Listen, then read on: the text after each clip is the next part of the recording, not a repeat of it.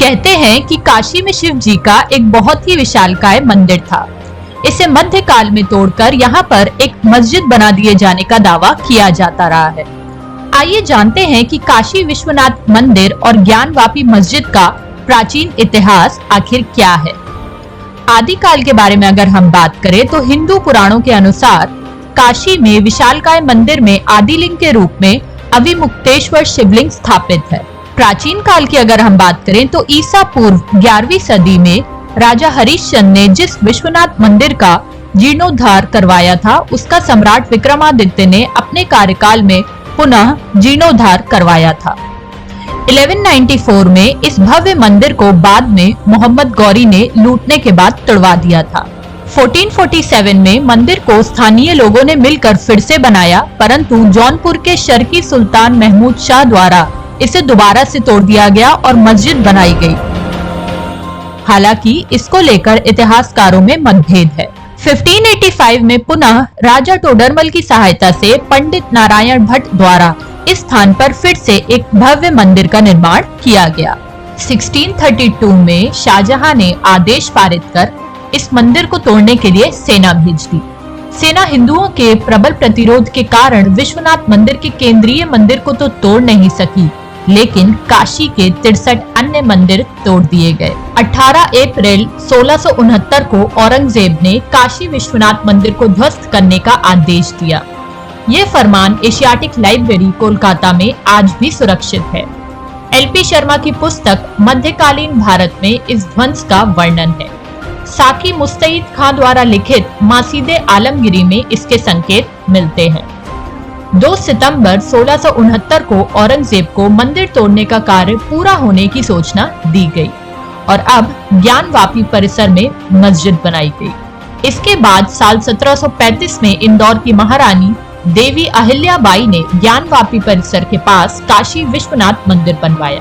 साल 1809 में ज्ञानवापी मस्जिद का विवाद पहली बार गरमाया, जब हिंदू समुदाय के लोगों द्वारा ज्ञानवापी मस्जिद को उन्हें सौंपने की मांग की गई। 30 दिसंबर 1810 को बनारस के तत्कालीन जिला दंडाधिकारी मिस्टर वॉटसन ने वाइस प्रेसिडेंट इन काउंसिल को एक पत्र लिखकर ज्ञानवापी परिसर हिंदुओं को हमेशा के लिए सौंपने को कहा था, लेकिन यह कभी संभव नहीं हो पाया। 1883 से 1884 के बीच ज्ञानवापी मस्जिद का पहला जिक्र राजस्व दस्तावेजों में जामा मस्जिद ज्ञानवापी के तौर पर दर्ज किया गया। 1936 में दायर एक मुकदमे पर वर्ष 1937 के फैसले में ज्ञानवापी को मस्जिद के तौर पर स्वीकार किया गया। 1984 में विश्व हिंदू परिषद ने कुछ राष्ट्रवादी संगठनों के साथ मिलकर ज्ञानवापी मस्जिद के स्थान पर मंदिर बनाने के उद्देश्य से राष्ट्रव्यापी अभियान चलाया। 1991 में हिंदू पक्ष की ओर से हरिहर पांडे, सोमनाथ व्यास और प्रोफेसर रामरंग शर्मा ने मस्जिद और संपूर्ण परिसर में सर्वेक्षण और उपासना के लिए अदालत में एक याचिका दायर की। 1991 में मस्जिद सर्वेक्षण के लिए एक याचिका दायर की गई। याचिका के बाद संसद ने उपासना स्थल कानून बनाया, जब आदेश दिया कि 15 अगस्त 1947 से पहले अस्तित्व में आए किसी भी धर्म के पूजा स्थल को किसी दूसरे स्थल में नहीं बदला जा सकता है। 1993 में विवाद के चलते इलाहाबाद हाई कोर्ट ने स्टे लगाकर यथास्थिति कायम रखने का आदेश दिया। 1998 में कोर्ट ने मस्जिद के सर्वे की अनुमति दी, जिसे मस्जिद प्रबंधन समिति ने इलाहाबाद हाई कोर्ट में चुनौती दी। इसके बाद कोर्ट द्वारा सर्वे की अनुमति रद्द कर दी गई। 2018 में सुप्रीम कोर्ट ने आदेश की वैधता 6 माह के लिए बताई। 2019 की अगर हम बात करें तो 2019 में वाराणसी कोर्ट में फिर से इस मामले में सुनवाई शुरू हुई। 2021 में कुछ महिलाओं द्वारा कोर्ट में याचिका दायर की गई, जिसमें मस्जिद परिसर में स्थित श्रृंगार गौरी मंदिर में पूजा करने की आज्ञा मांगी और सर्वे की मांग की।